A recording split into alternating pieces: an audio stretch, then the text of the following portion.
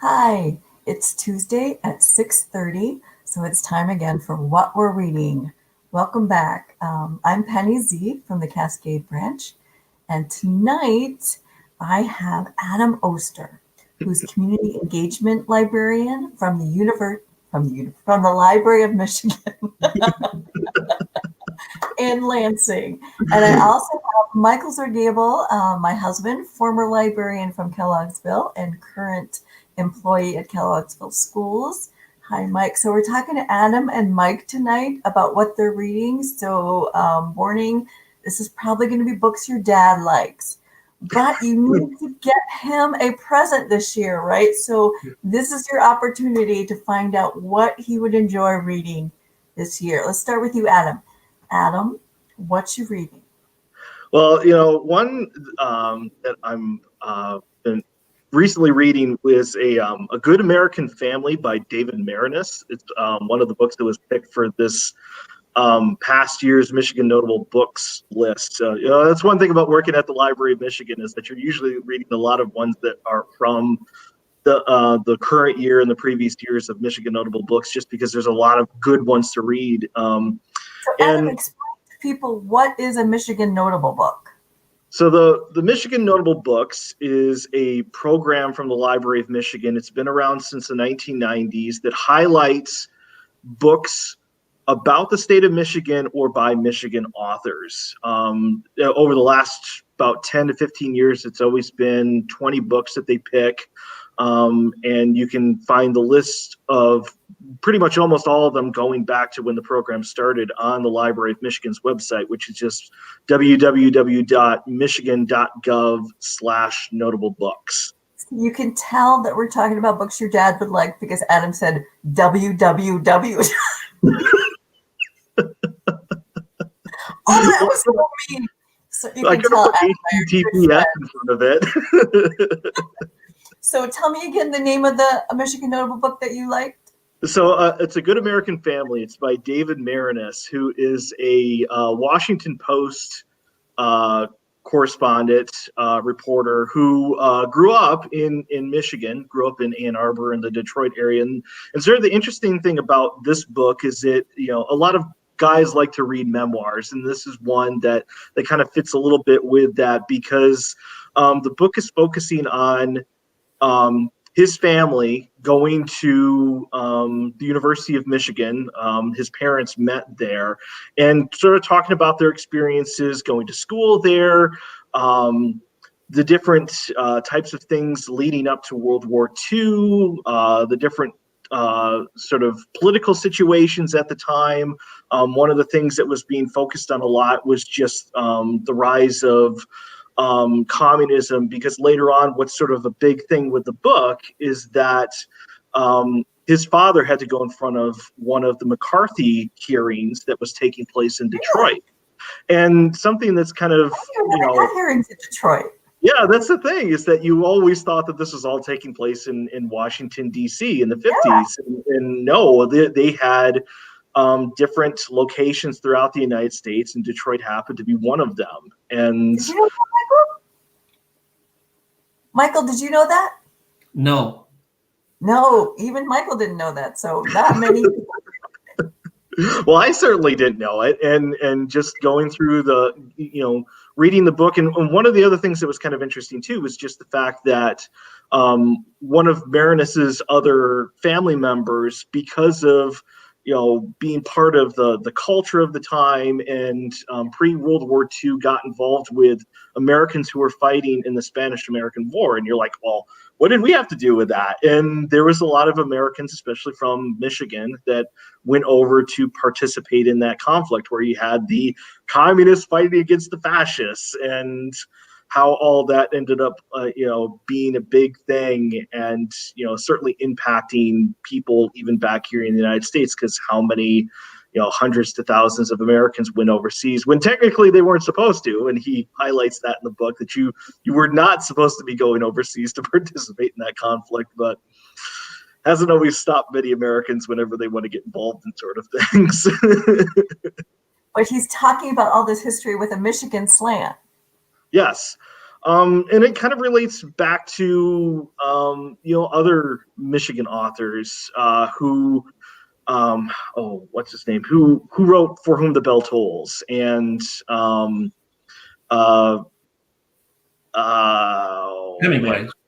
Hemingway, yes, because Hemingway. I don't consider him a Michigan author. Is Hemingway a Michigan author? Yes, yeah. Even though he grew up in Chicago, his family had a home up by Walloon Lake near the Petoskey area, and so they would come up during the summers and would spend time up in the Petoskey, Harbor Springs area. Did a lot of hunting and fishing there. And Hemingway was somebody who also was working as a correspondent during the Spanish-American War. So you've got another bit of a flavor of what was, all having Michigan ties to that conflict, even though the United States was not a direct, group that was fighting against, the communists and the fascists. So. Okay. So does the book center itself pretty much strictly on that war, or does it take us past that? Well, it covers, their time growing up, David's parents meeting in Ann Arbor, getting married, his dad working as a newspaper correspondent, because that was something that he was also very heavily involved in too, was being a newspaper reporter, which is probably where David got that influence to do it himself. And part of because of his own political thoughts and feelings and things that he was writing about and doing got him red listed. And so eventually he would lose his job at one of the newspapers that he was working at, and the book chronicles how the family had to shift around from place to place while his parents were looking for work, whether it was going off to Wisconsin or other places in the United States. So, and then it just all ties back into that sort of Red Scare. Even though they seem to be the good American family, there's just so much that is going on because of the political climate in the 30s and 40s and 50s that ultimately leads to his dad having to go in front of this McCarthy type panel in Detroit. So I found it to be really enlightening, especially when it just comes to things that we didn't know about that was going on in Michigan, and how we have this relevant ties to major events going on in the world here in the Wolverine state. Now, Michael, does this sound like a book that you would want to read? It really sounds interesting, yes. The Michigan tie-in. And then I'm kind of confused. So Dad was perhaps a sympathizer for communists, and he was in Wisconsin, where McCarthy was from? Yeah, that's sort of an interesting thing. And I think what people don't necessarily realize is that, for somebody like him, who is very much a pro-socialist communist person, you would find pockets of that in Wisconsin. Like Milwaukee was considered a very, left-leaning type of town, and they were one of the first, one of the first cities to ever elect a socialist mayor. And that's sort of, when they hear about that going across Lake Michigan, that then will come back to our state, where you have some pockets of people that were either fearful of that or for that. I think Flint had somebody who got high up into elected office as either mayor or a city commissioner who was a communist socialist person. And it, those would lead to, be part of the whole discussion of the labor union movements and, whether or not you would allow certain things to be happening in government at the local and state level. So it just, I thought it was very, very just enlightening and bringing, like I said, big things down to a more local level. Well, that sounds good. Tell us the title again, Adam. It is A Good American Family by David Maraniss, and his last name is spelled Maraniss. Thank you. Michael, I cut you off. You had something to say also. What are you reading? Well, Adam inspired me to maybe expand my horizons a little bit beyond what I would typically read. But The Women of Copper Country by Mary Dorta Russell, Russell. It's the story of the copper strike in the summer of 1913. So it's a fantastic story of survival, literally and financially, in every way, shape, and form, up in the UP. You know, winters up there, of course, were challenging. But the strike was something like 6 months long, and what they were striking for seemed like pretty modest things by today's standards. But it was the setting and the author put you right in that timeline. So I thought it was a great book that centers on Michigan. Yeah, Michigan's Upper Peninsula, Calumet. Although they say it differently in the book, but it's Calumet these days. But the whole Finnish history and the mining and the haves and have-nots up there, the mine operators, the mine supervisors, and then the miners. And there was an unbelievable difference. And just seemingly the rather callous disregard for health and human safety. I mean, OSHA wasn't a thing. I mean, that wasn't a thing. So your recourse was limited, but a lot of support from unions all over the country helped them. It's a great story. I won't go into too much detail, but it's a female protagonist, but it's a great family story about this family and how they survived. And it was a great read. Highly recommend it. Women of Copper Country. Called The Women of Copper Country, and it's about a strike at a copper mine. How do the women come into play here? Well, it was women, at that time, 1913, the men worked and the women ran the household.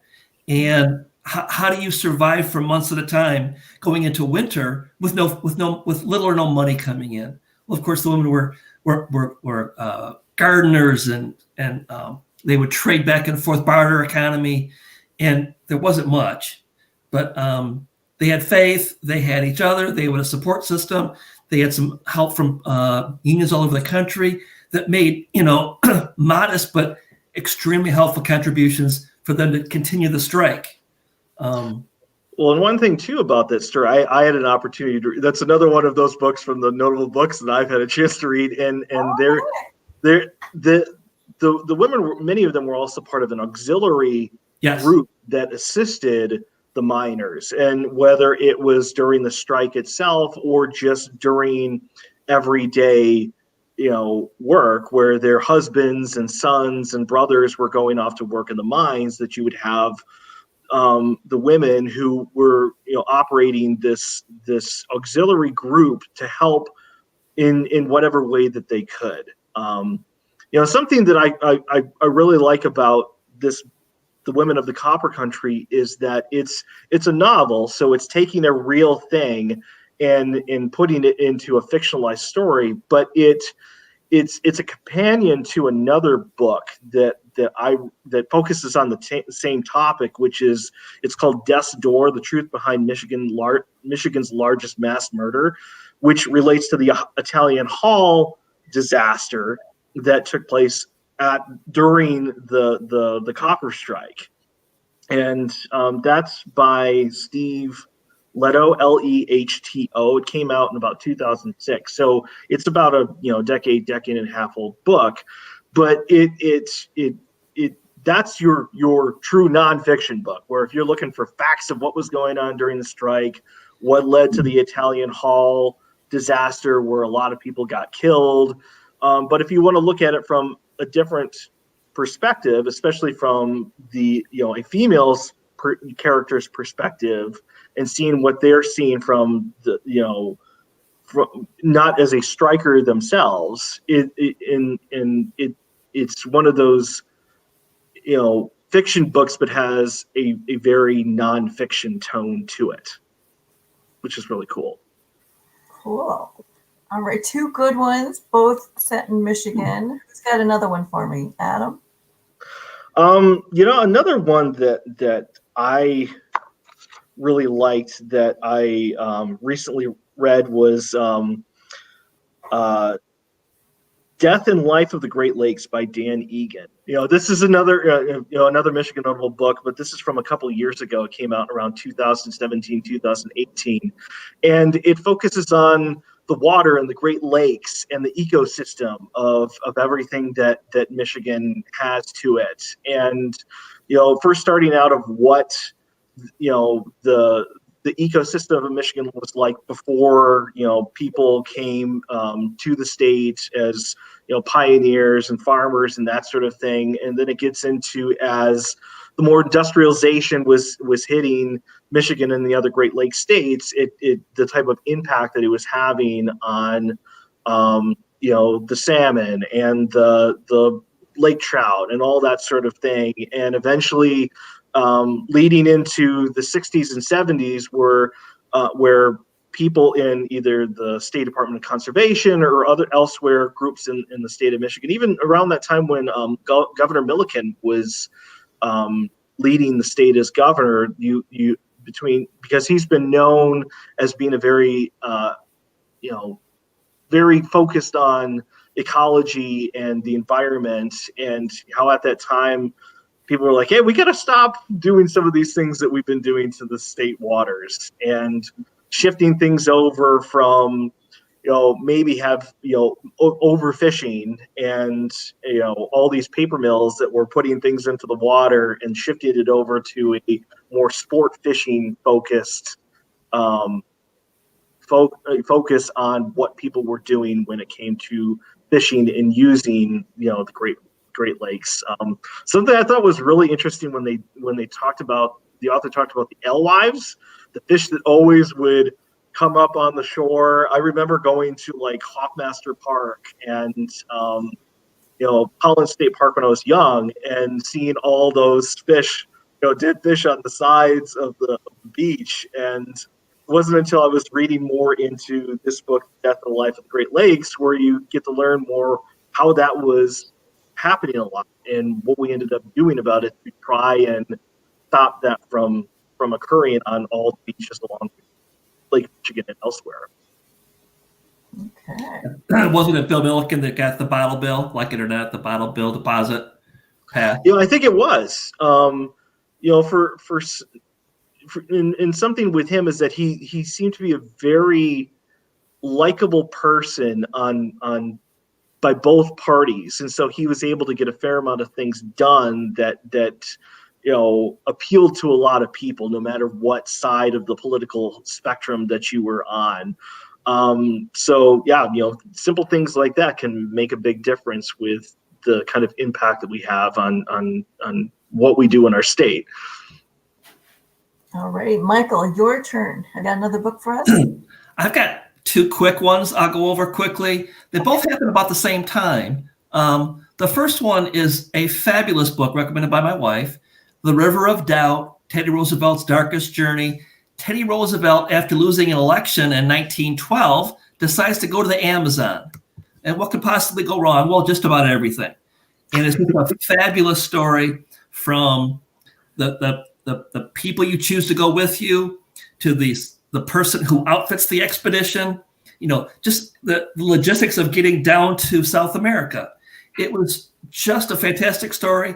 And the Colonel Rondon that was in charge of the expedition, a Brazilian gentleman, was just, sometimes you find those instances where the right person's there at the right time. And that's probably the reason why Teddy walked out of the Amazon alive, because of Colonel Rondon.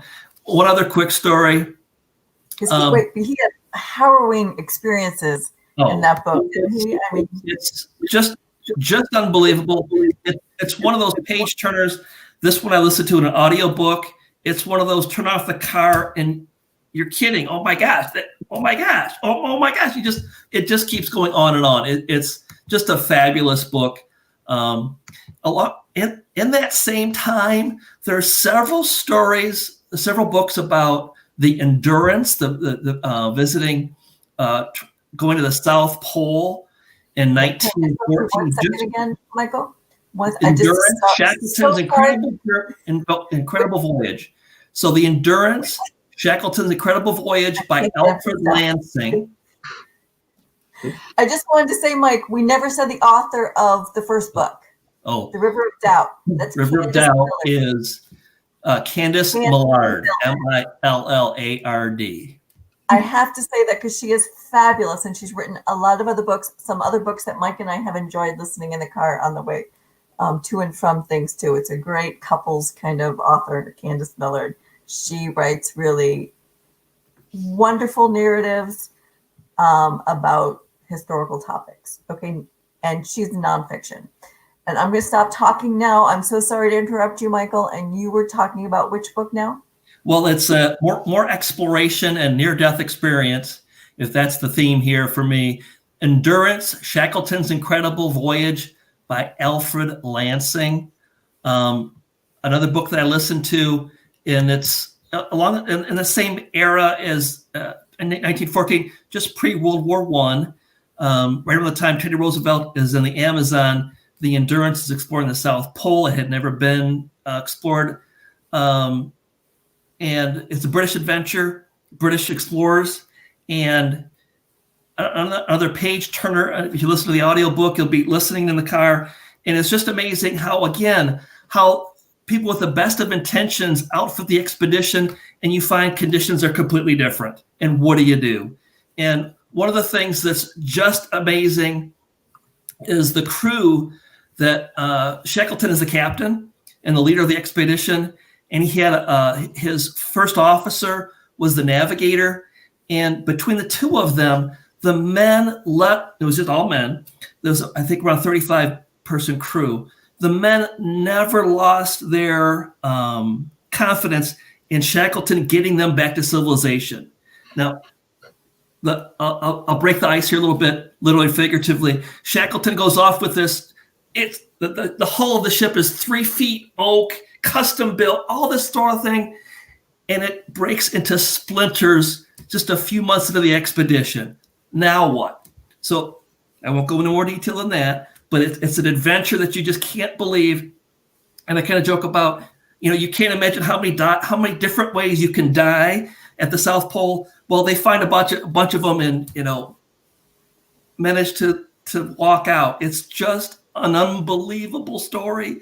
Highly recommend those two books, the Alfred Lansing Endurance book, and then The River of Doubt by Candace. Help me out. Millard. Those two books. These are biographical, nonfiction. I mean, you couldn't write this stuff. It's just unbelievable. Okay, as our guest tonight, Adam, I'm going to give you the last word. If you have one more book you want to share. Well, since Mike got to do two, I'm going to do two, but they're by the same author. Okay. I can't let them one off. Well, so and they fit along the same theme. There's one author who I like to read a fair amount of his stuff, and his name is James Carl Nelson, and he's written a few books that relate to World War I, partially because his grandfather served in it. But the first one of his that I ever read was this one that was called The Remains of Company D, and it dealt with the 1st Division of the U.S. Army that was pretty much the first unit of American soldiers going off to World War I, and talking about the experiences that his grandfather went through, putting it all together. And then another one that's kind of a good companion piece to that book is the Polar Bear Expedition, which has a then Michigan, connection to it, because the polar bears were filled with a lot, the unit included a lot of Michigan soldiers that went through training at Camp Custer down in the Battle Creek area, and then were overseas in all places, Russia. Rather than on the Western Front of France, fighting against the Germans, they were fighting against the Bolsheviks during the latter part of World War I, going into even 1919. So I find both of those, really interesting, because those aspects of World War I, even with the 100-year anniversary recently having happened, I think it's still not as much talked about, and a lot of connections that even here in Michigan that we have with World War I. Well, sounds fabulous. Both of you. It's always so much fun to listen to you talk. And yes, as you might guess, I've heard them talk before. Join us next week, Tuesday at 6:30 again for What We're Reading. Thank you, Mike and Adam. Have a good night. Thanks. Thanks.